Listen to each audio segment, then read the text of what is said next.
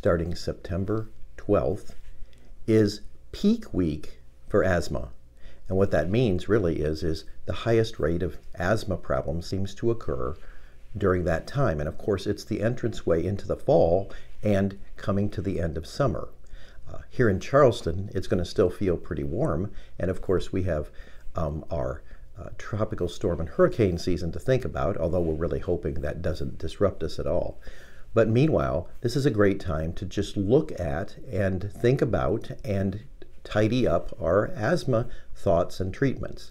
So first of all, there's been some good information because right now we are also a peak state in the occurrence of COVID-19. So you think asthma peak and COVID-19, that's quite a combination. The good news has been that studies from all over the world looking at COVID to date has shown that allergic asthmatics have done quite well in the face of COVID, both in being infected and even fighting off infection or not being infected at rates that are at or lower than the typical asthma rates in the country. So that is great news. Now, the new variants of COVID will have new twists and turns, and so we have to always be on our guard. So the early news is good, but as we see, this new strain, this D strain, has been pretty nasty, and so we have to be aware of that. So what's one of the things we can do? Well, right off the bat, for every person who has asthma, using their medicines and using them well.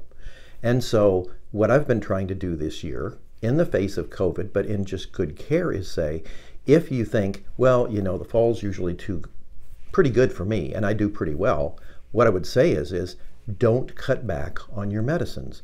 Hang with your medicines. But underneath that are a couple other things. Number one, know your medicines. Number two, know how to use them. That isn't always so easy, is it? We have inhalers and metered dose inhalers. And let's be honest, most of us don't do a real good job of thinking through this. We're in a hurry and we're fast and we just kind of go and we take it.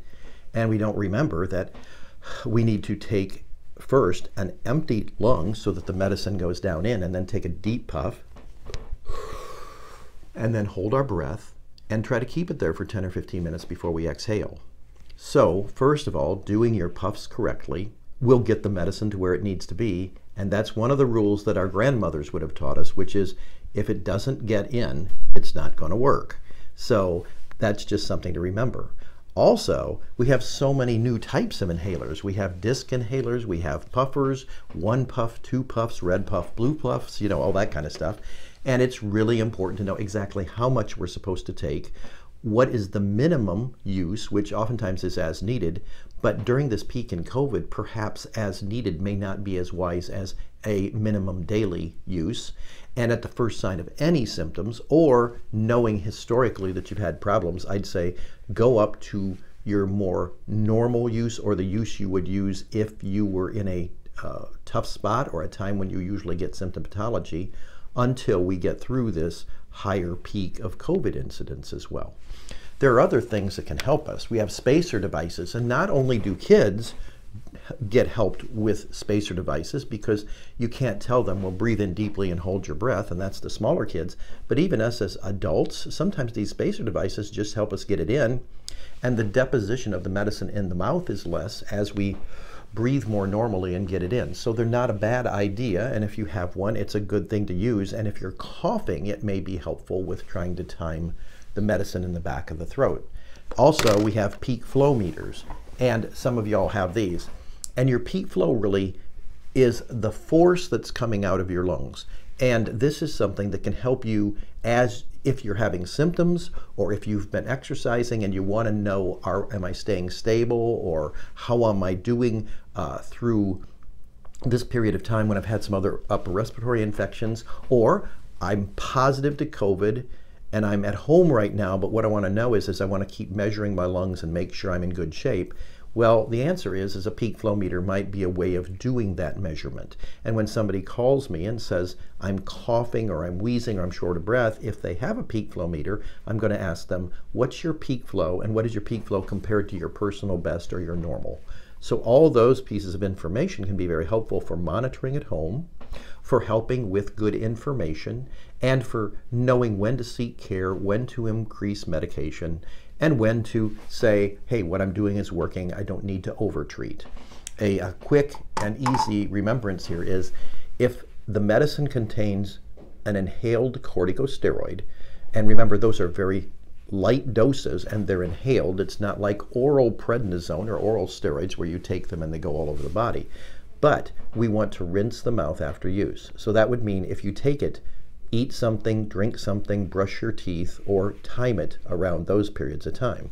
And if you're taking a bronchodilator, an albuterol, a Xopenex, or ipratropium bromide and albuterol in a nebulizer or inhaled form, again, those medicines can make you feel a little shaky and a little hyper. That's actually a noted side effect of those because they actually have that aspect to them, and that does mean you're getting it in.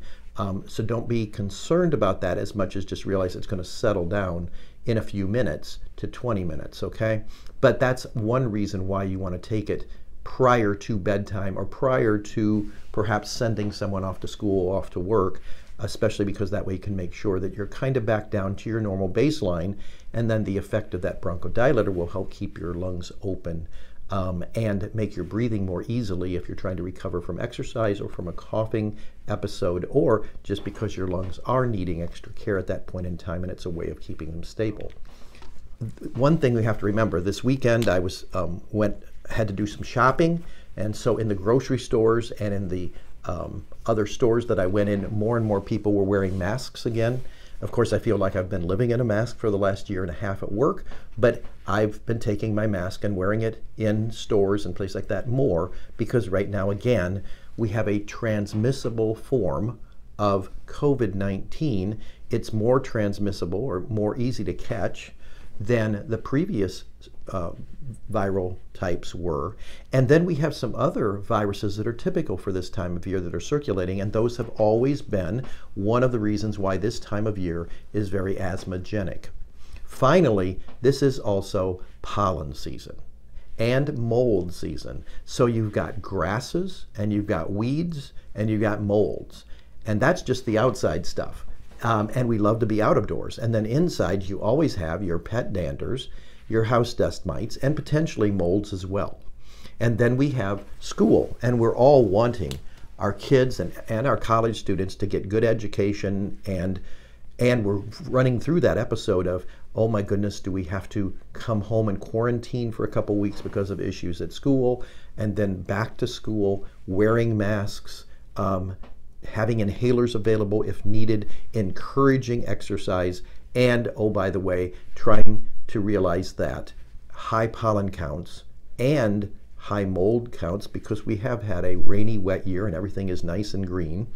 And then thirdly, also, these viruses, COVID being the one everybody is aware of, but the other viruses also circulating, all being things that we should try to be aware of, using our medicines well, and being aware of some of these pitfalls, and then confidently continuing to exercise, continuing to encourage a proper distance and safety issues while still enjoying the out of doors and trying to make schooling work in whatever way possible, are all things that are important.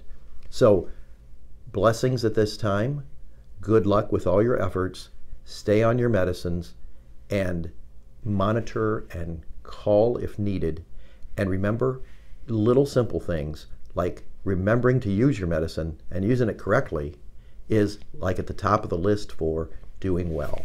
So good luck, and let's all hope and pray that this peak in the COVID vaccine starts to decrease quickly.